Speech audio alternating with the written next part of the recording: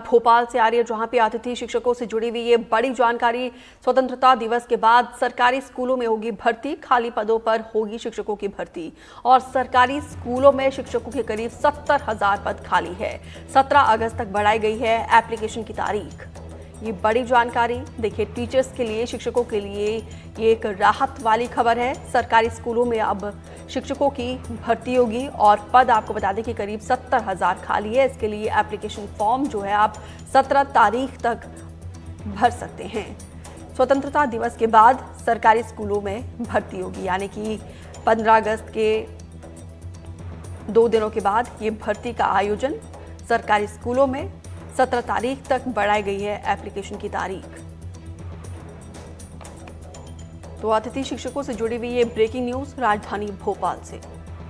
खाली पदों पर होगी शिक्षकों की भर्ती, करीब 70,000 पद खाली है।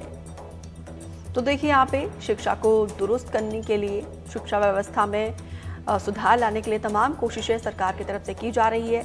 ऐसे में जो अतिथि शिक्षक है उनके लिए भी राहत वाली खबर है, क्योंकि खाली जो पद है वहाँ पर अतिथि शिक्षकों की भर्ती होगी। करीब 70,000 पद फिलहाल खाली है। 17 अगस्त तक ये आवेदन की तारीख बढ़ाई जा चुकी है। गेस्ट टीचर से जुड़ी हुई ये बड़ी जानकारी।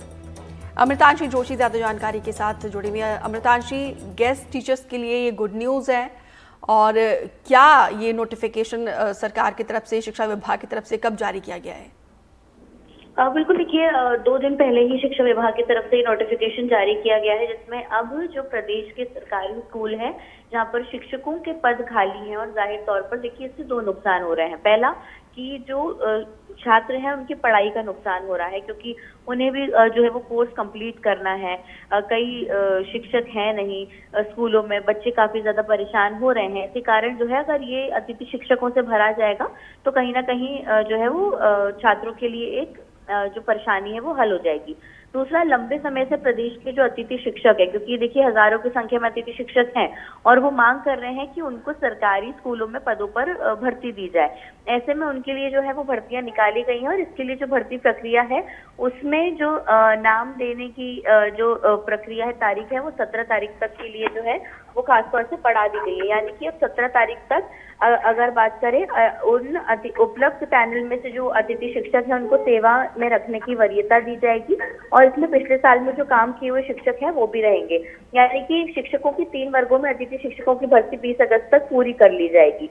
इसके साथ ही साथ आमंत्रण प्रक्रिया की तारीख तो बड़ी ही है, लेकिन 23-24 में जो अतिथि शिक्षक पहले से पोर्टल में रजिस्टर्ड है उनको दोबारा से आमंत्रित किया गया है, जिसमें पोर्टल पर ज्वाइनिंग की प्रविष्टि की प्रक्रिया तय की गई है। उसमें वो अपने डॉक्यूमेंट्स अपलोड कर जो है वो ज्वाइनिंग कर सकते हैं। तो कहीं ना कहीं 20 अगस्त तक जो बच्चों का इंतजार है वो तो खत्म हो ही जाएगा, लेकिन अतिथि शिक्षकों का भी इंतजार खत्म हो जाएगा। जी बिल्कुल, बच्चों का इंतजार खत्म होने वाला, क्योंकि ऐसे में हमने बहुत सारी स्टोरीज कवर की है जिसमें बच्चे जो शिक्षक की मांग करते हैं। ऐसे कई स्कूल है जहाँ पे ताले भी जड़े शिक्षक नहीं होने के चलते।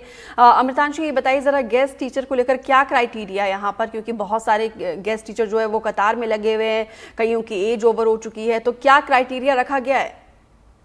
देखिए, क्राइटेरिया की बात करें तो बहुत ही एक सिंपल सा क्राइटेरिया है कि पहले से ही जो अतिथि शिक्षक सरकार के पोर्टल में रजिस्टर्ड हैं उनको भी यहाँ पर मौका दिया जाएगा, और नई ज्वाइनिंग्स को भी यहाँ पर मौका दिया जाएगा। 3 वर्गों में जो है वो अतिथि शिक्षकों को बांटा गया है, क्योंकि 3 वर्ग होते हैं, अलग अलग जो है वो क्लासेस के होते हैं।